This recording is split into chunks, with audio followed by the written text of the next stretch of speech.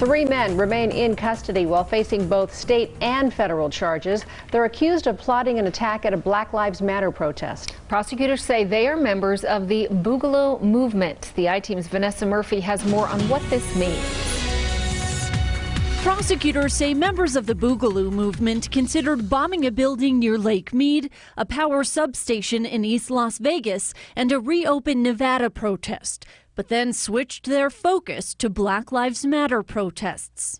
We saw much more presence of them during COVID lockdowns and some of these anti-government protests, and now we're also seeing this in the protests that are taking place around George Floyd. Now Stephen Parshall, Andrew Lynham, and William Loomis face both state and federal terrorism-related charges. A criminal complaint refers to the Anti-Defamation League's definition of Boogaloo, a term used by extremists to signify a coming civil war or fall of civilization. Jolie Brislin is ADL Nevada's regional director. The ADL condemns all violence. She says the Boogaloo Movement has two strands, white supremacy and anti-government, which is more prevalent.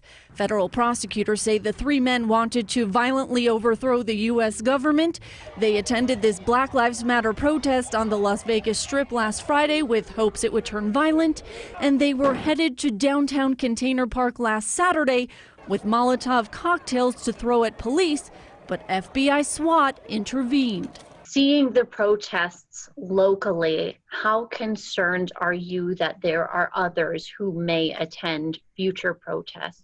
I think that it is very dangerous. I'm also worried about the fact that it takes away the legitimacy of the protest itself, of what it is that we're out there standing shoulder to shoulder with in the overall message, which is systemic racism. U.S. Attorney Nicholas Trutanich did an exclusive interview with the I-Team Wednesday to discuss the case. People should feel safe that law enforcement are doing their very best, their level best, to ensure that people not only have the right to express themselves freely, but do so in a safe manner. The 3 suspects remain in the Clark County Detention Center with bail set at $1 million.